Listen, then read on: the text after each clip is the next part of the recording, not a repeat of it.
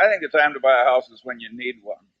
Let me begin with the biggest lie in the whole real estate religion. A house gives you stability. No, it doesn't. A house gives you obligations dressed up as stability. I've seen people buy homes with the same logic gamblers use before they lose everything. It feels right. Everyone else is doing it. It's what adults do. That's not stability. That's herd mentality, the enemy of rational thought. I built wealth by avoiding stupidity, not chasing validation.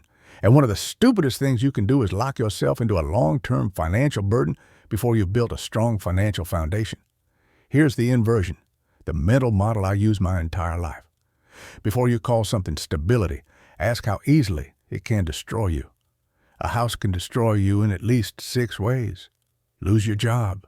The bank doesn't care. Interest rates spike. The bank doesn't care. Unexpected repairs. The bank doesn't care. Property taxes rise. The government doesn't care. You need to move for opportunity. Your mortgage doesn't care. The market crashes. Your equity evaporates, but the debt stays. Where's the stability in that? Real stability is having money in the bank, options on the table, and the freedom to adjust your life when reality punches you in the face. A house, especially bought too early, eliminates that flexibility.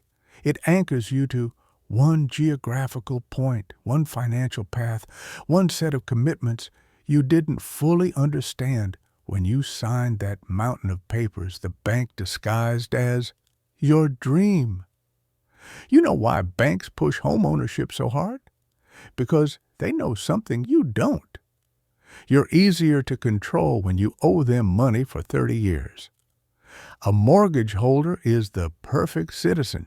They don't quit bad jobs. They don't start risky businesses. They don't move for opportunities. They don't challenge the system. They don't think freely. They can't. They're too busy making payments. You think you own the house, but until the last payment clears, the house owns you. This is the part where people get emotional. They say, "But Charlie, aren't you being extreme?" Of course I am. Sometimes you need extreme clarity to break through years of societal programming. And the programming is strong. Everybody around you repeats the same script, like they're reading from the same teleprompter. You're throwing money away when you rent. You need to stop paying your landlord. You need equity. You need a house to build a family. This isn't wisdom, it's marketing. You weren't born wanting a house. You were trained to want one, trained by banks, trained by politicians, trained by people who bought too early and now need you to repeat their mistake so they feel better about their own. Look, I don't care if you buy a house someday. Buy 3 if you're rich enough and stable enough, but buying a house before you've built real financial strength isn't stability. It's self-imposed fragility, and fragility is the fastest way to stay ordinary. Real stability is simple. Plenty of cash, low expenses, few obligations, the freedom to move toward opportunity, not away from problems. Everything else is noise. In this chapter, I want you to internalize one mental shift, a permanent one. Renting gives you flexibility. Flexibility gives you optionality. Optionality gives you leverage. Leverage gives you a chance at wealth. A premature mortgage kills that entire sequence. By the time we're done here, you'll never look at a house the same way again. Most people don't buy a house, they buy a monthly payment. And that single habit right there has ruined more financial lives than bad luck, bad markets, and bad bosses combined. I've met thousands of people who thought they were being responsible because they could afford the payment. They never stopped to ask the only question that matters. At what long-term cost? You see, monthly payments are psychological anesthesia. They numb you. They make the unaffordable feel affordable. They turn a gigantic financial commitment into a bite-sized illusion you think you can swallow. Banks understand this better than you do. That's why the entire mortgage industry is built around the question, how much can you pay each month? Not, how much should you pay? Not, how much is healthy for your future? No, just, what's the maximum we can squeeze out of you without causing a riot? And people proudly walk into that grinder. Let me give you a truth most adults never learn. A monthly payment is a leash, a long one, padded so you don't feel the choke until you try to run. I've seen young professionals lock themselves into mortgages that ate 40% of their income. They smiled when they signed. They stopped smiling a year later when they realized they couldn't quit their job, couldn't change careers, couldn't take risks, couldn't do anything except work to feed the machine. They didn't buy a house. They bought captivity. I've always preferred freedom over pride, and most homebuyers are buying pride. They want to say, look, I'm a homeowner. Well, so is the bank. It just owns the part you can't pay for. The psychological trick is simple. You see the house. You feel the status. You imagine the life. But the bank only sees your cash flow. And here's something people don't like me saying. If your bank knows more about your money than you do, you're already losing. Monthly payments turn you into a predictable machine. Earn, pay, repeat. And predictability is deadly to upward mobility. In my own life, I refused to tie myself to heavy payments when I was young and ambitious. I needed every dollar compounding. I needed flexibility. I needed the ability to endure a mistake without blowing up my life. People say, Charlie, you're exaggerating. It's not that dramatic. Oh, yes, it is. Let me tell you what a monthly payment really does. It narrows your future.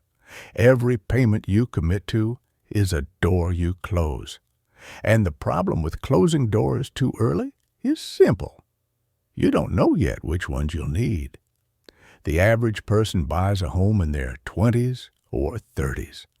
That's the exact period when you should be experimenting, failing fast, relocating, taking risks, stacking cash, building competence, and keeping your life light. Instead, they cement themselves into a payment schedule designed by strangers whose only incentive is extracting as much as possible without making you default. This isn't stability. This is a slow bleed. I want you to remember this inversion. The question isn't, can I afford the monthly payment? The question is, what does this payment prevent? Does it prevent saving? Does it prevent investing? Does it prevent moving?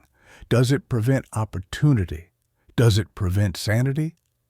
If the answer to any of those is yes, then the payment is too high, and the house is a mistake.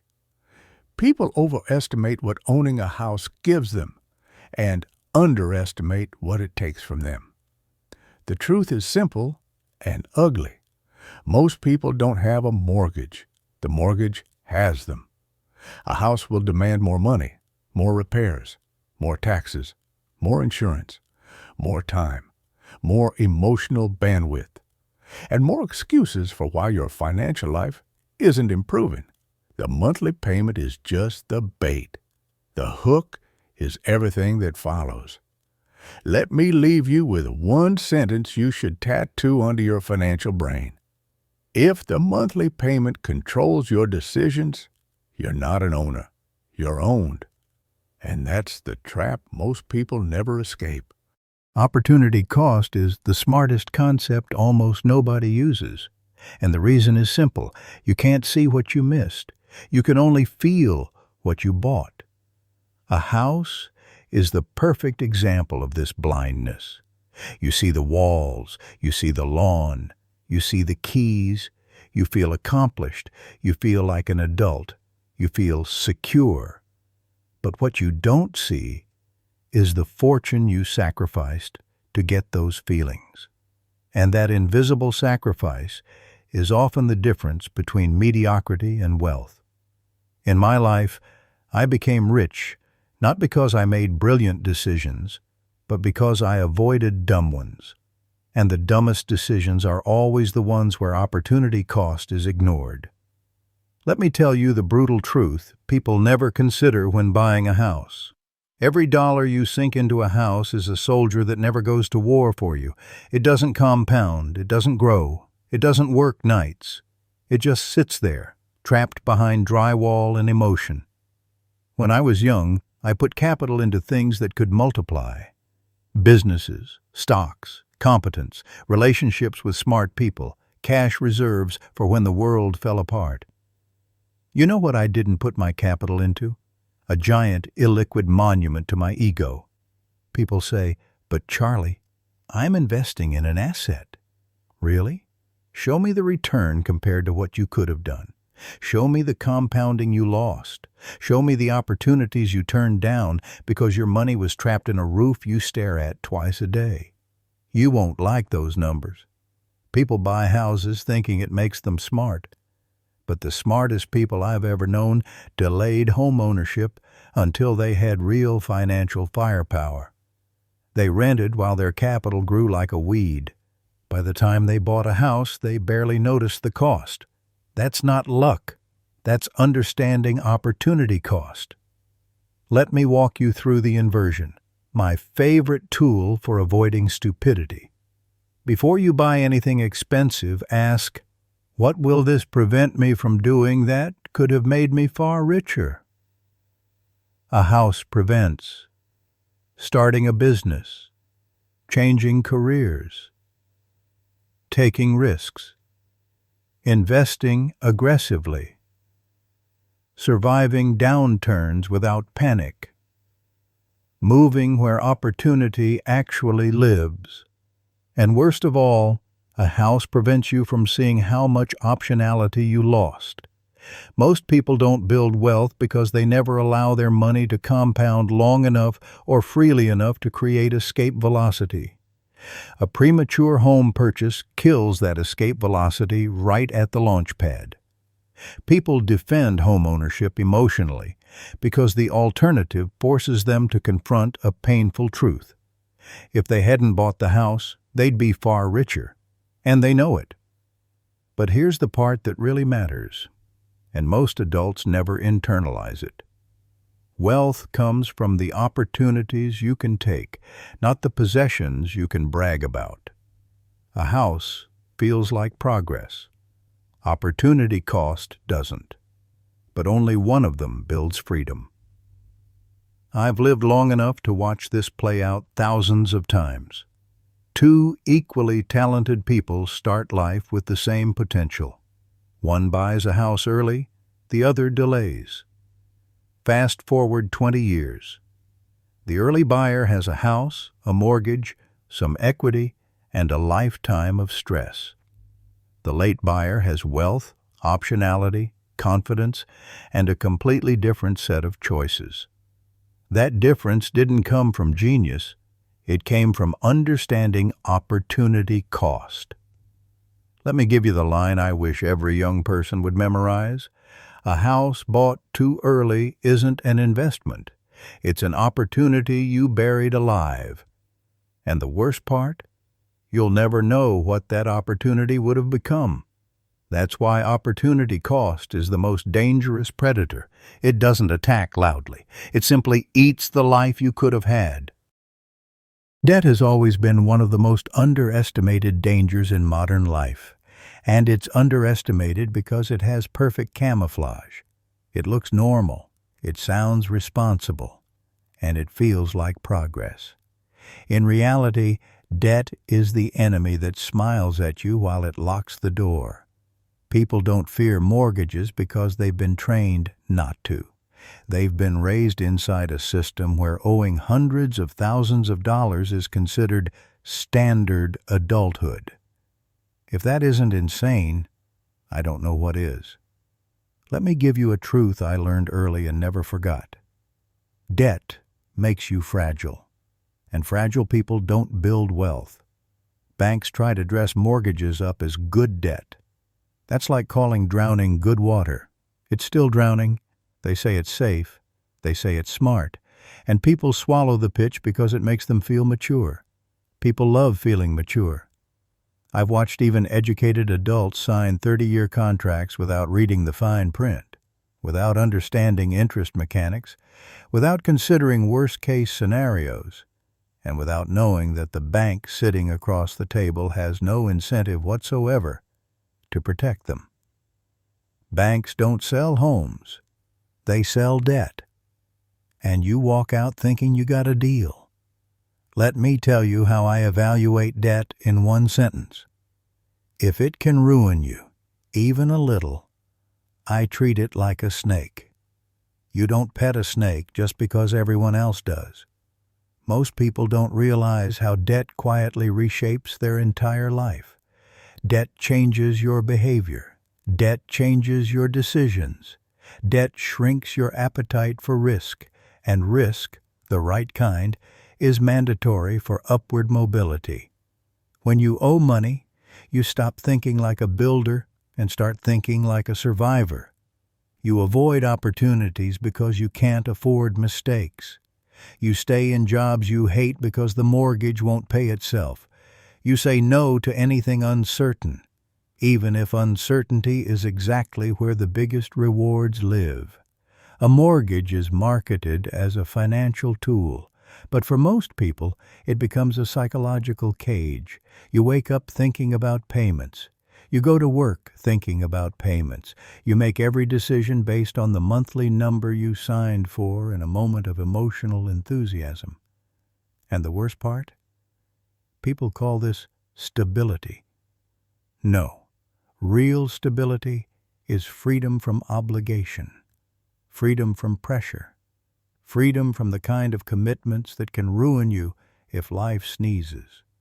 I've lived 99 years in a world full of accidents, recessions, layoffs, inflation spikes, wars, divorces, illnesses, and surprises. And through all of it, one rule remained true.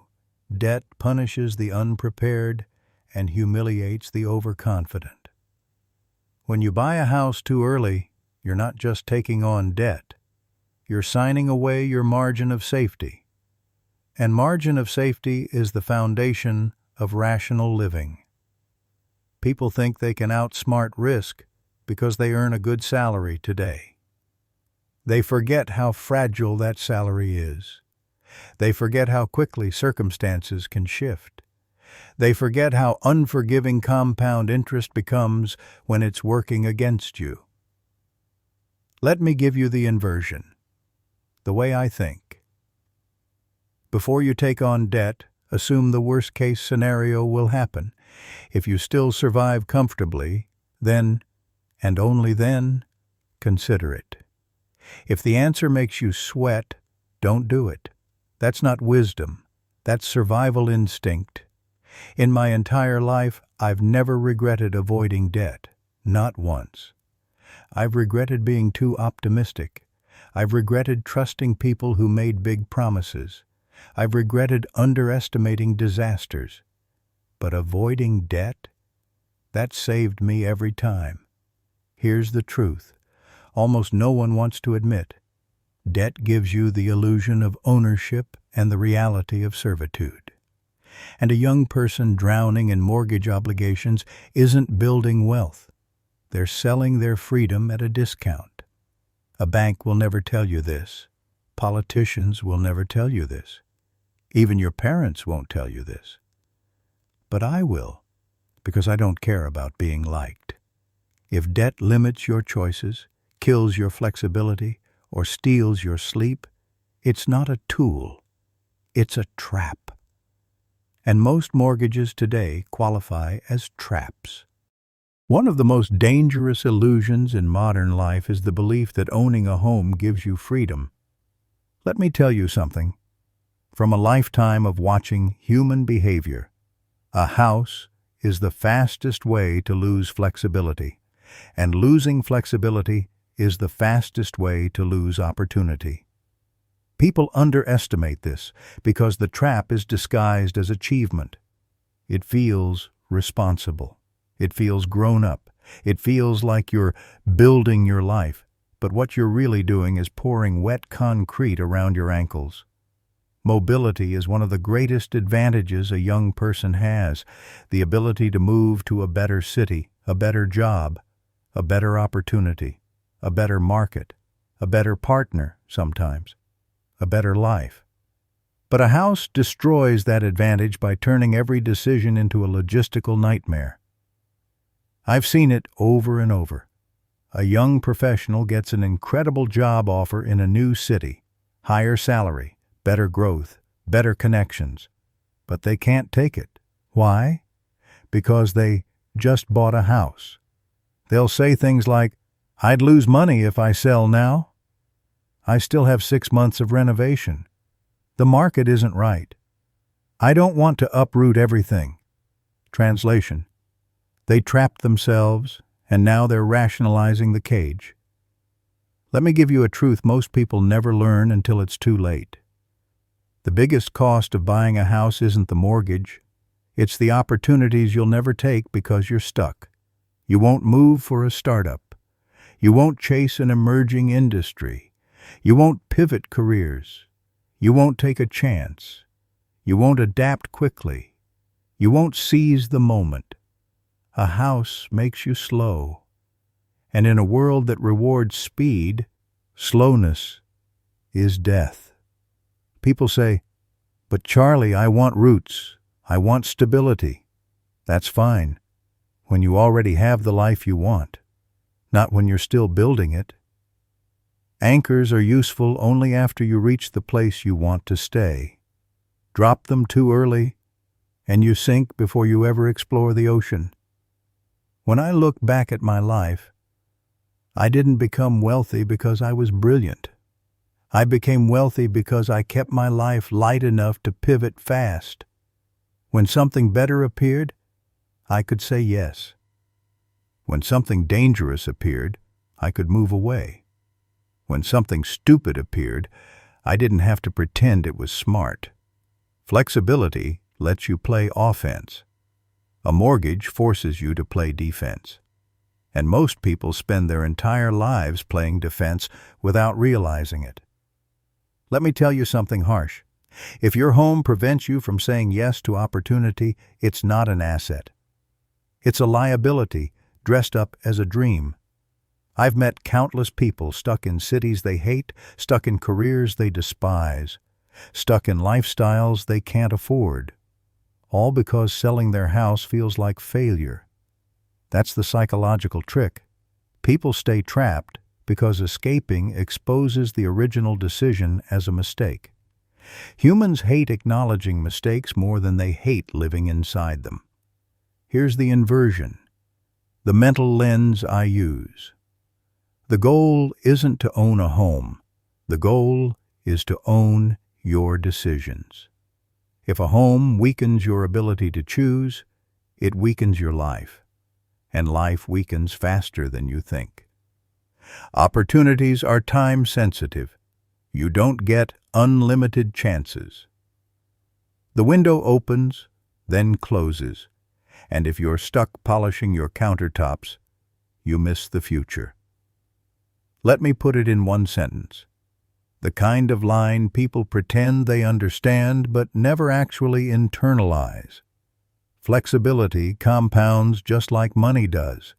Lose it early, and you'll spend decades paying the price. If you're young, ambitious, or still climbing, your number one asset isn't real estate. It's the ability to move, mentally, financially, geographically.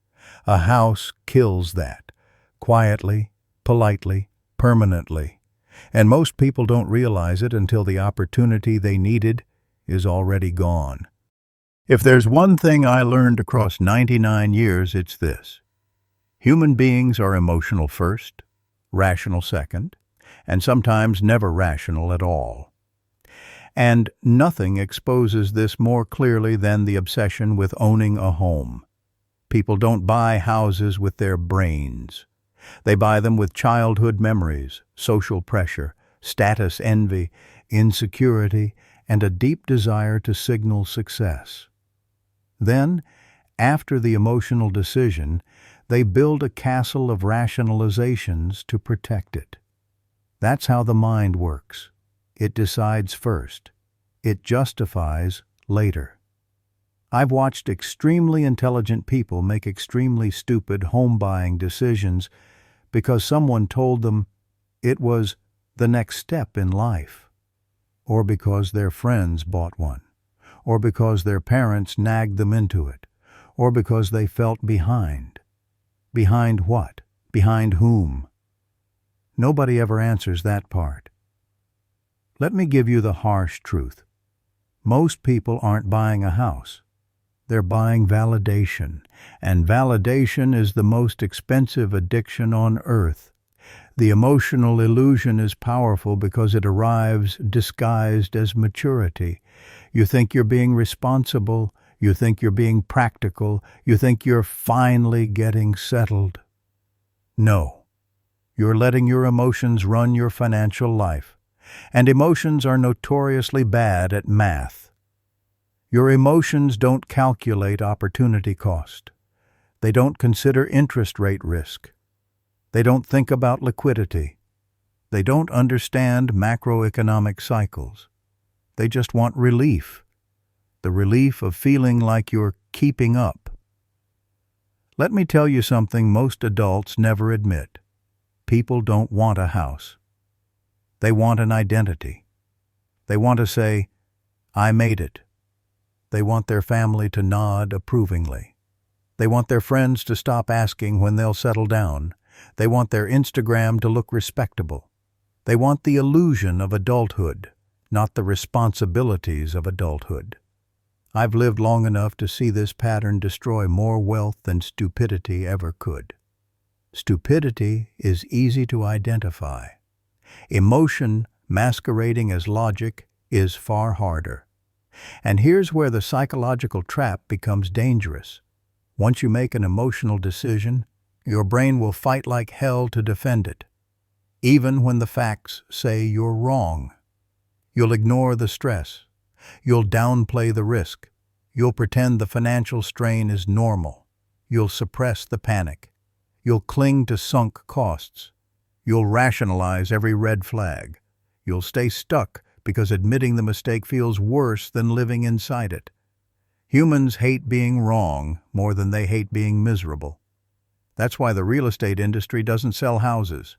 It sells emotions, security, pride, belonging, status, identity. They're not marketing drywall and roofs. They're marketing psychological comfort. And psychological comfort is the most expensive product ever sold. Let me give you the inversion, the mental trick that protects you from this madness. Whenever you feel emotional pressure to buy something expensive, walk away.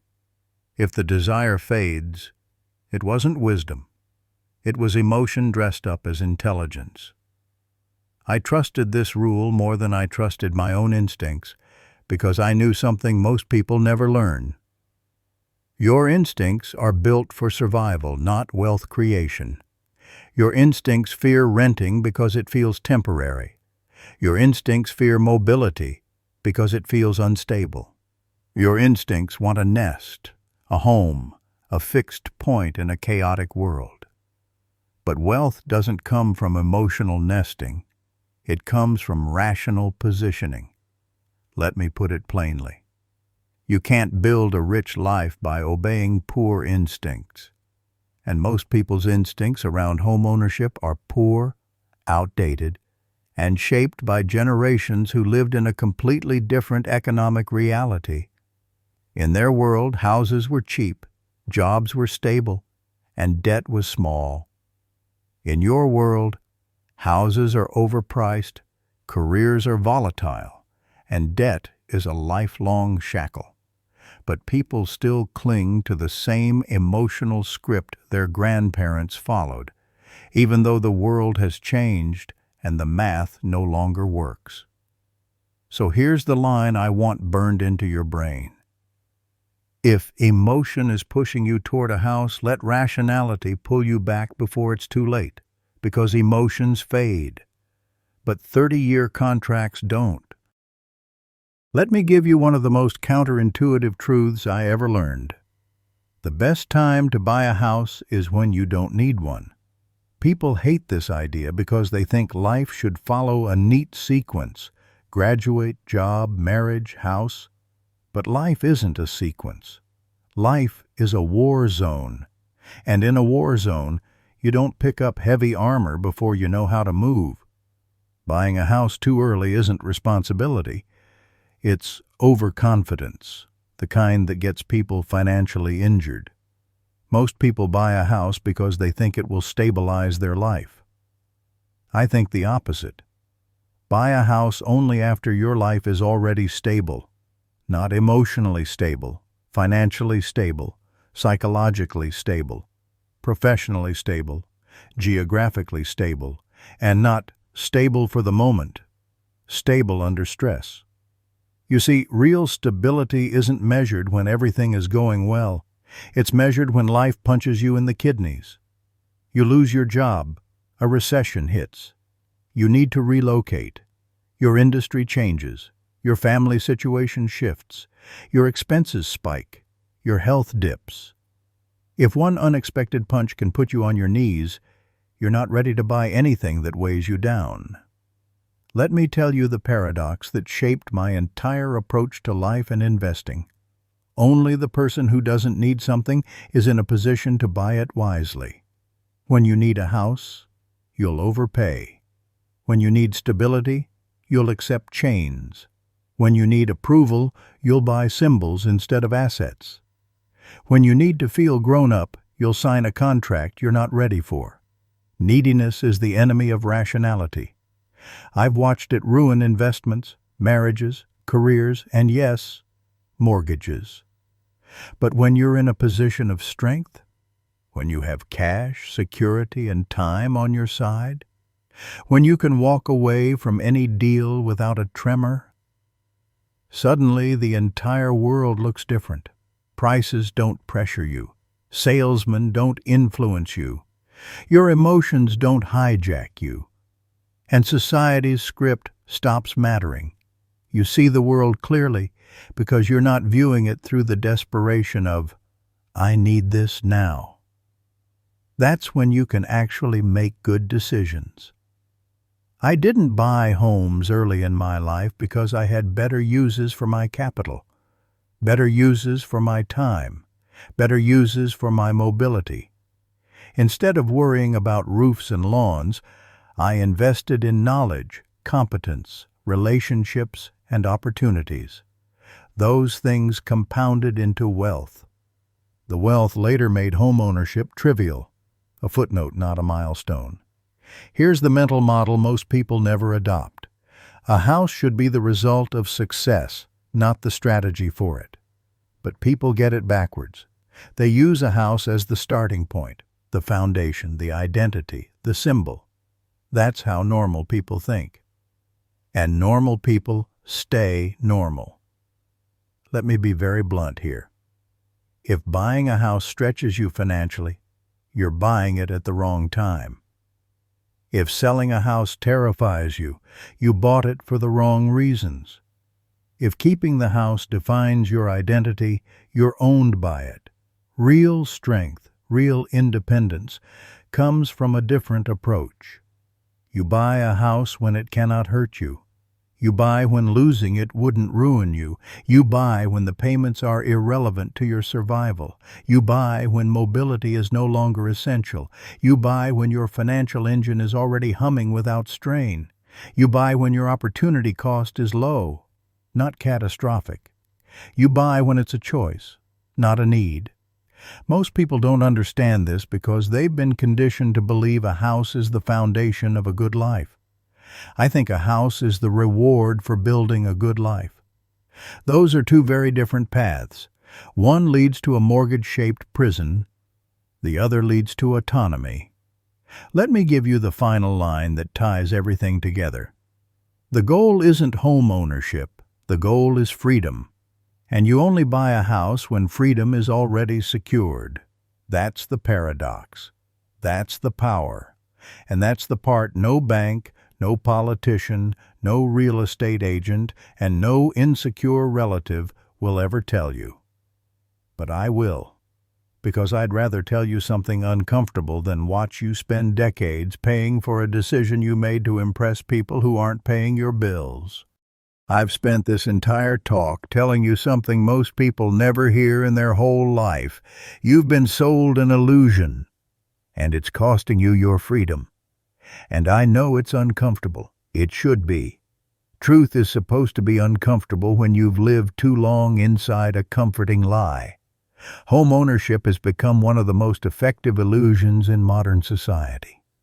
It convinces ordinary people that they're doing something smart, when most of the time they're simply following a script written by banks, agents, politicians, and the financially insecure.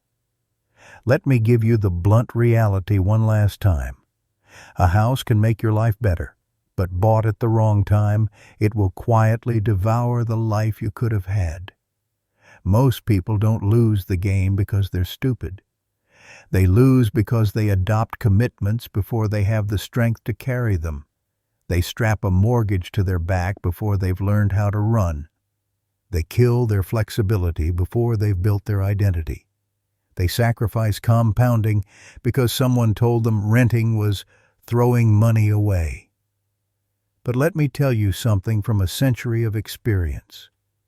Renting isn't throwing money away. Renting is buying time, mobility, and the ability to change direction without dragging 30 years of financial cement behind you. You want to know what throws money away? Interest payments, private mortgage insurance, taxes, repairs, upgrades you didn't need, a backyard you don't use, a kitchen you financed because Instagram convinced you granite is more adult. The opportunity cost of all the investments you never made because your cash was trapped under a roof. People rarely calculate the real price of a house because the real price isn't on the contract. The real price is the list of opportunities you never even got to consider. You want to understand the Munger philosophy? Here it is. Stripped down, unromantic, and painfully practical. Avoid stupidity. Avoid fragility. Avoid unnecessary commitments. Avoid letting emotions vote in financial decisions. Avoid anything that trades long-term freedom for short-term validation.